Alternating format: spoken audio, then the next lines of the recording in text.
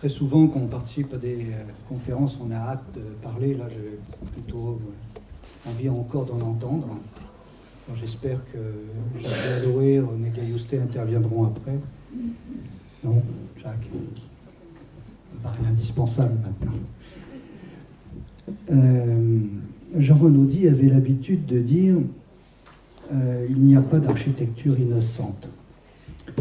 Par cette phrase, il signifiait que toute forme dans la ville, quelle qu'elle soit, a une responsabilité dans le vivre ensemble. Parce qu'elle permet, offre ou interdit de possible. Par sa manière de s'insérer ou s'ingérer dans les affaires humaines. Mais il soulignait surtout la responsabilité de l'architecture et de l'architecte.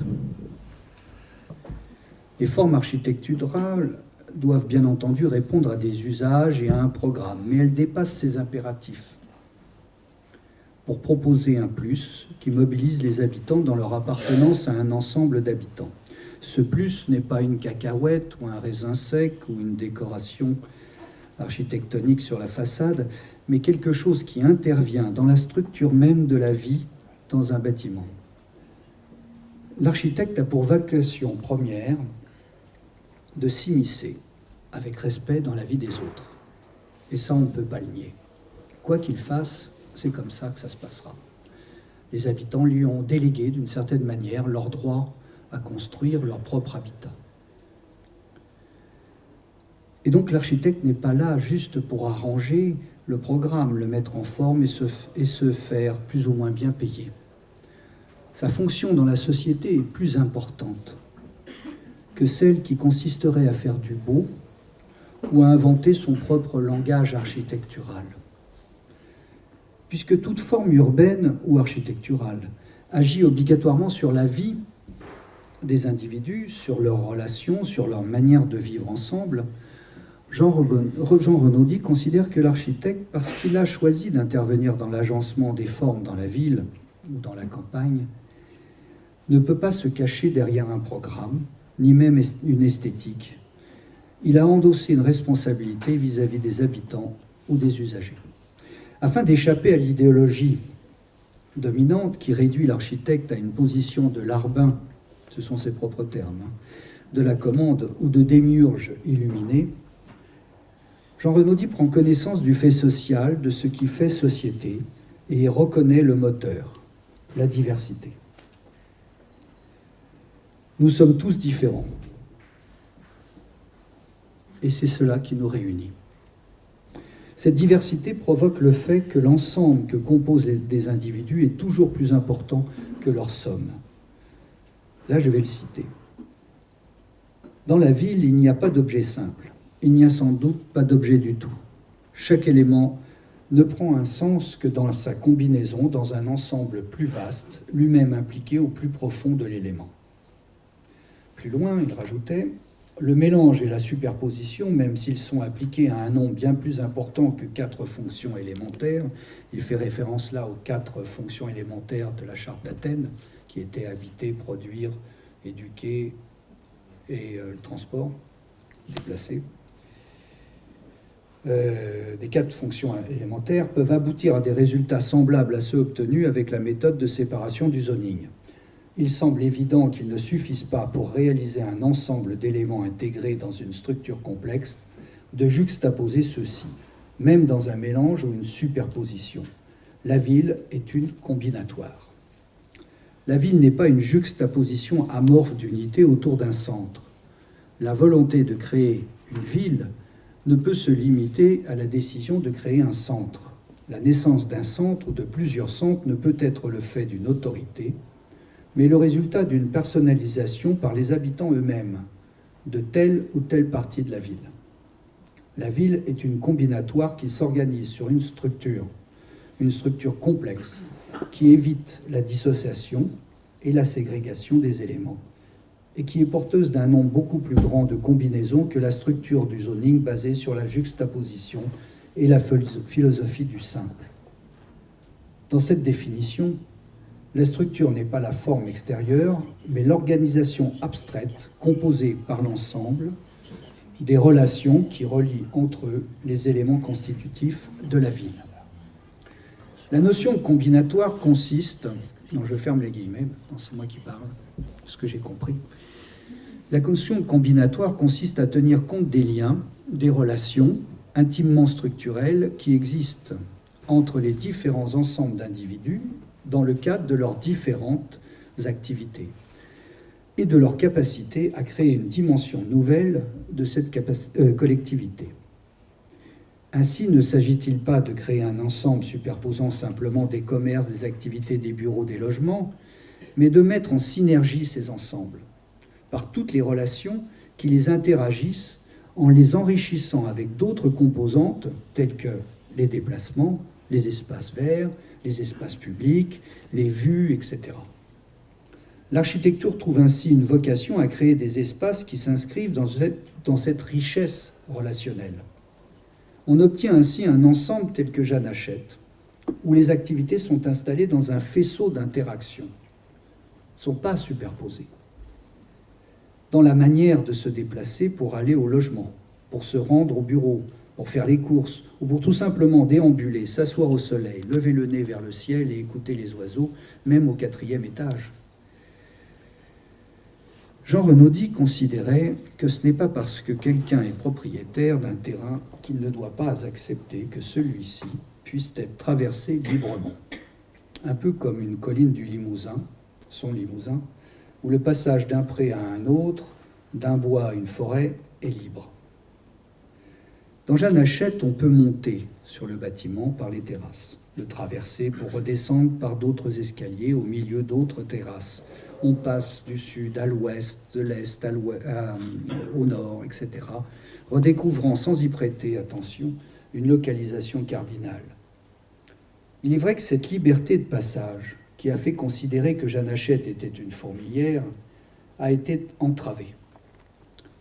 D'abord par la confiscation des espaces par quelques-uns, puis par la réponse brutale, qui a consisté à murer progressivement les espaces publics, les interdisant ainsi à tous, parce que quelques-uns se les accaparaient. Cette situation est née d'un dépérissement de l'activité des commerces, sommé de disparaître par le changement des modes de consommation dirigés par la grande distribution, mais aussi par l'installation d'une certaine marginalisation d'une partie de la population. La situation n'est pas propre à notre ville, elle correspond à un bouleversement de notre société, la suite de la désindustrialisation et la mise en place d'une consommation dirigée. Pour Jean Renaudy, la démultiplication des circulations piétonnes est la garantie que les différents secteurs et les différentes activités soient irrigués. Un peu comme le système cardiovasculaire, les systèmes cardiovasculaires, nerveux ou lymphatiques, qui constituent un ensemble dont la combinaison est plus importante que la somme des fonctions que chacun de ces systèmes assume.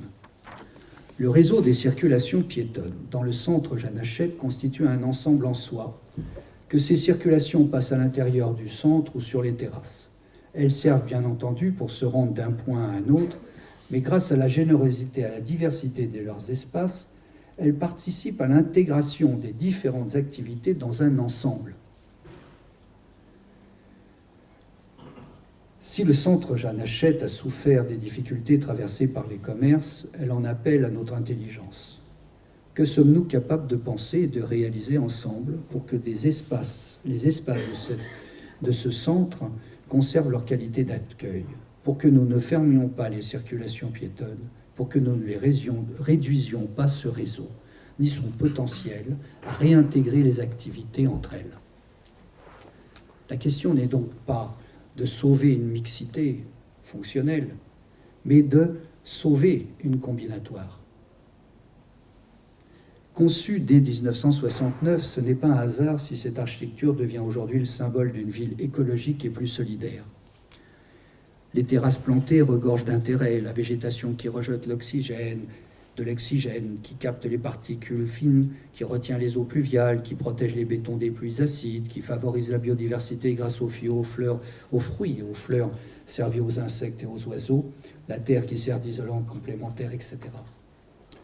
Mais surtout, Jean Renaudy et René Gaillusté attachent une importance primordiale aux terrasses plantées. grâce à la terre végétale qui les recouvre. Ils considèrent que leur architecture n'est terminée que si les plantes la recouvrent. Et qui plantent? Les habitants, les personnes dans les bureaux, éventuellement, les services municipaux dans les espaces publics et les oiseaux. Chacun a donc la responsabilité de recouvrir ce célèbre béton et de magnifier ainsi son habitat. Il en a la liberté. Dans les logements, grâce à sa configuration, la terrasse permet à l'habitant de disposer d'une autre dimension dans son habitat.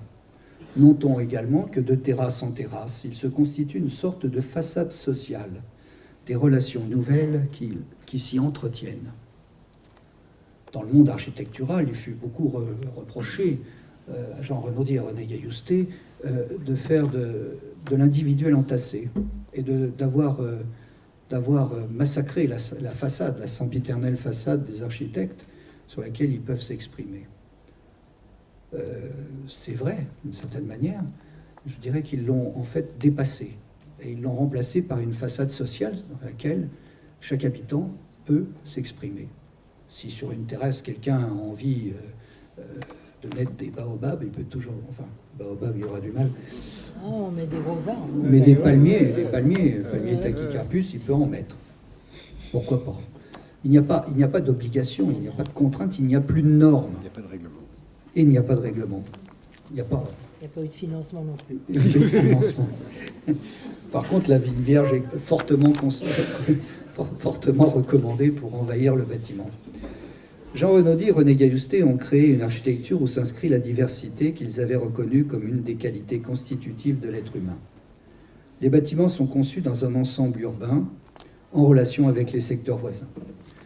Jean Renaudie commence toujours par une appréhension de l'espace urbain en testant les places ouvertes, fermées. Je ne sais plus où j'en suis. Les rues, les descentes des bâtiments, les frontalités des bâtiments. Et en fait, il teste tout le vide non bâti. Il inscrit le programme des bâtiments d'abord dans les formes que la ville va prendre, dans les formes que les gens vont emprunter quand ils ne sont pas dans le bâtiment.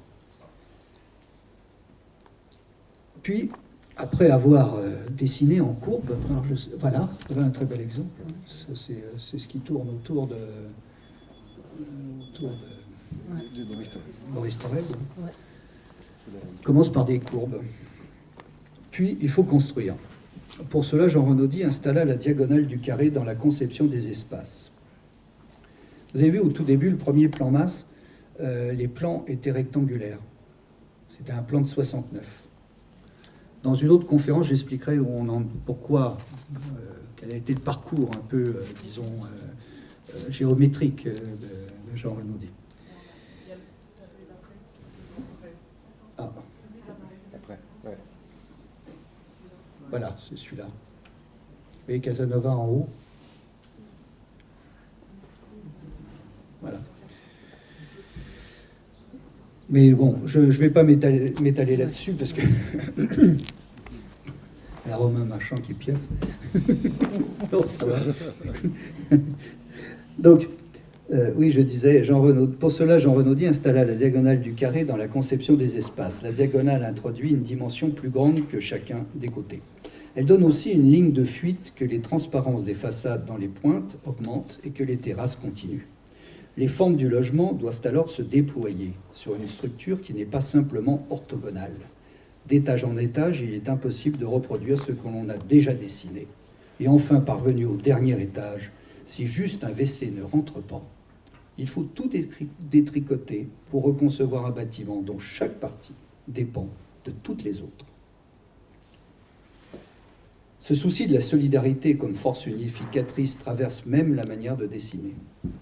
Quand les logements sont en duplex, les dimensions augmentent grâce au vide entre étages et aux grandes verrières qui s'ouvrent sur les terrasses et se projettent sur le vide de la ville.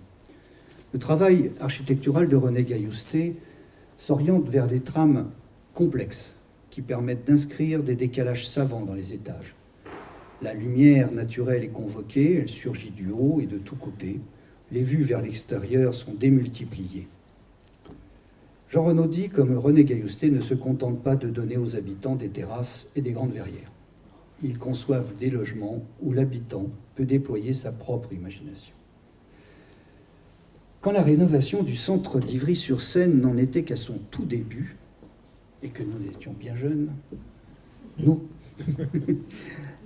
lors d'une réunion publique organisée par les municipalités, vous étiez à la tribune, il y avait, je crois il y avait photos, il y avait Jacques, il y avait René, il y avait toi, Jean Renaudy. Oui. Je me rappelle qu'une dame a interpellé Jean Renaudy en lui disant « Monsieur, votre architecture est laide ».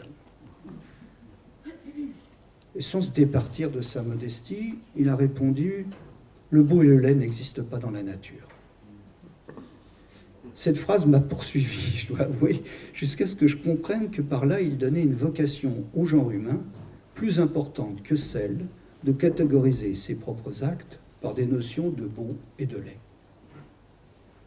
Il donnait à l'architecture un autre rôle que celui d'embellir nos villes pour lui conférer la responsabilité d'offrir aux habitants des espaces de liberté.